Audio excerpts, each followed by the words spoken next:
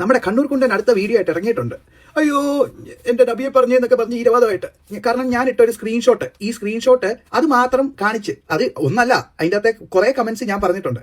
എന്റെ കമന്റ് ബോക്സിൽ, എന്റെ വീഡിയോയുടെ കമന്റ് ബോക്സിൽ വന്നിട്ട് ഇവന്റെ ചിങ്കിടികൾ, ഇവന്റെ വാലാട്ടികൾ വന്നിട്ട് എന്റെ കുടുംബത്തിലുള്ളവരെയൊക്കെ വൃത്തികെട്ട രീതി തെറി പറയുമ്പോൾ അത് കേട്ടോണ്ട് ഞാൻ ഇരിക്കത്തില്ല. ഞാൻ അതിന്റെ ഡബിൾ പറയും.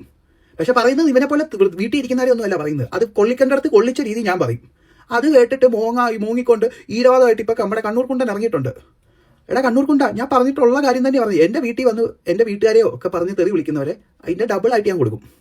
അത് പക്ഷെ നിന്നെ പോലെയും നിന്റെ ചിങ്കിടികളെ പോലെയൊക്കെ വന്നിട്ട് ചുമ്മാ ഇരുന്ന് വീട്ടുകാരെയല്ല വിളിക്കുന്നത്. അത് കൊള്ളിക്കേണ്ടടത്തല്ല, കൊള്ളിച്ച് തന്നെ കൊടുക്കും. അതിനുള്ള ഉറപ്പുണ്ടായിട്ട് തന്നെയാണ് ഈ വീഡിയോ ചെയ്യുന്നത് കേട്ടോ. നമ്മൾ തമ്മിലാടാ വാക്പോര്.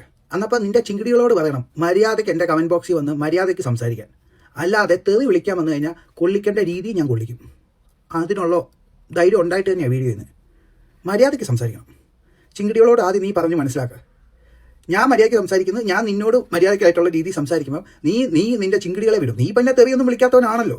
നിന്റെ അത് പല സ്ക്രീൻഷോട്ടുകളൊക്കെ എൻ്റെ കയ്യിലുണ്ട്. നീ തെറി വിളിക്കുക. നീ വീട്ടുകാരെയൊക്കെ വിളിച്ച തെറികളൊക്കെ എനിക്കും കിട്ടിയിട്ടുണ്ട്. ഞാൻ അതുപോലെ തെറി വിളിക്കത്തില്ല. പക്ഷെ കൊള്ളിക്കേണ്ട രീതി ഞാൻ കൊള്ളിക്കും.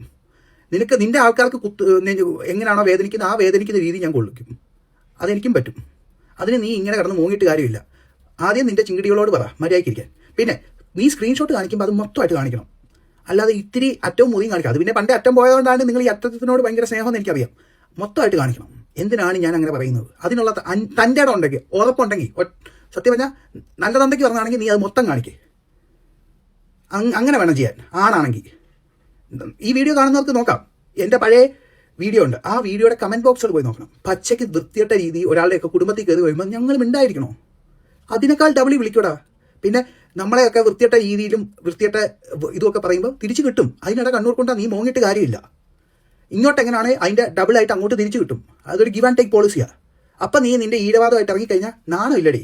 ഞാൻ തന്നെ കാണിച്ചു തരാം എന്തിനാണ് ഞാൻ ആ മറുപടി അങ്ങനെ കൊടുത്തതെന്ന്. ഇതുപോലത്തെ തെറി വിളിക്കുന്നവർക്ക് ഞാൻ ഇങ്ങനെ തന്നെ മറുപടി കൊടുക്കും, വൃത്തിയോട് പറയുന്നവർക്ക്.